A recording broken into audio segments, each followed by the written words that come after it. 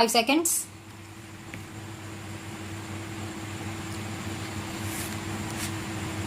Sir, I think this is a very important amendment to the Constitution that we are considering, and it requires a certain degree of serious attention and serious consideration. I would like to make 5 major points. The first point concerns the federal structure of our Constitution. I remember that it was very wonderful and very nice to hear my old friend, colleague, somebody with whom I had interacted for more than 2 decades, and somebody with whom I had many a contentious argument, and particularly on this issue as well, and it was wonderful to hear him once again. So, welcome back and thank you very much for what you have said. But I would have also liked to add as a compliment and not to be considered as an offense that he sounds much better from the other side of the house instead of this side of the house. So, thank you very much for that. Sir, this is an issue on which we have a very serious point.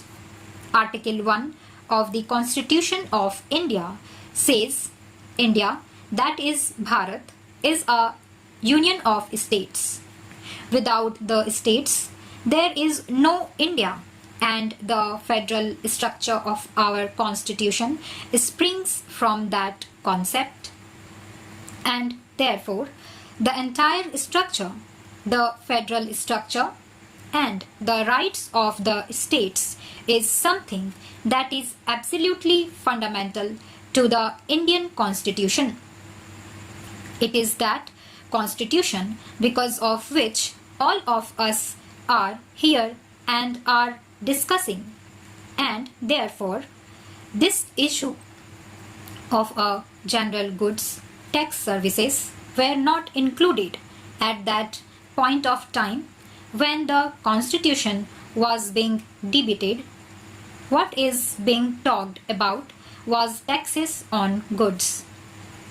This is not a new concept that has come up now. It has been going on in our country at least since the Constituent Assembly debates. The question was whether the state should have the right to have a sales tax.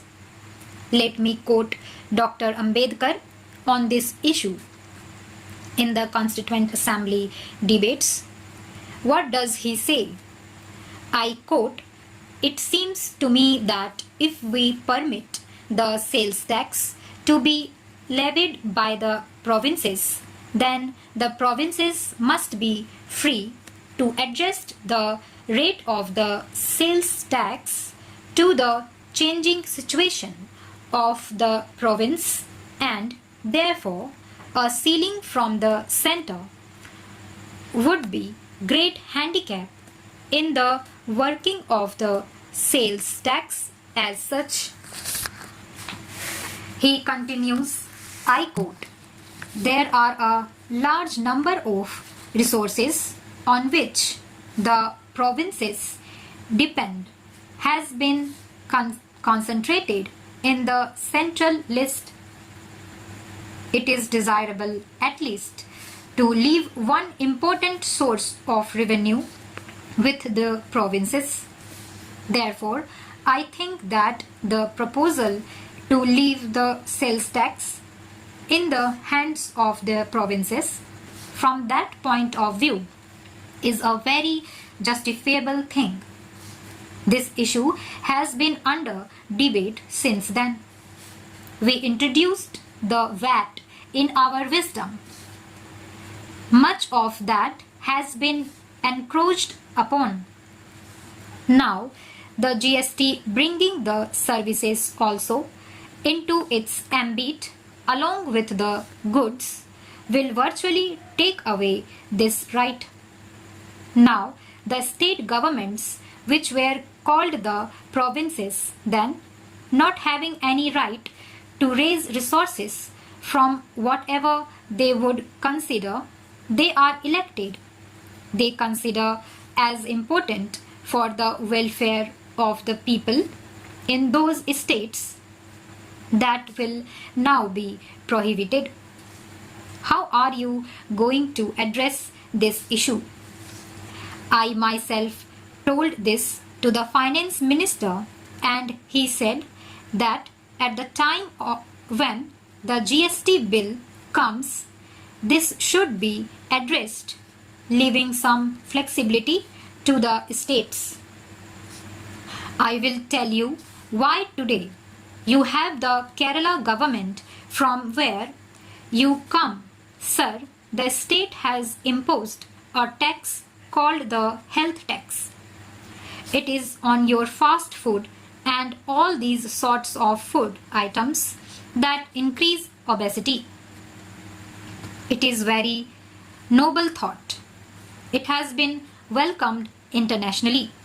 But such rights will not exist after we enact this amendment and the bill subsequently. Take the case of the state where I come from. A tax has been imposed, a surcharge on cigarettes has been imposed to raise revenue to pay for the victims of the Sharda scam. People are being asked to pay for the victims of the Sharda scam. Whatever be that issue, that is a separate issue. Such rights do not exist in case of national calamities. Are we to reduce the elected state governments, wherefrom the people of these states come to the center with a begging bowl, saying that declare so and so issue as a national disaster and give us certain amount of money? What will be the legitimate rights of the states? And we are the Council of States in this august house. How do we protect that right?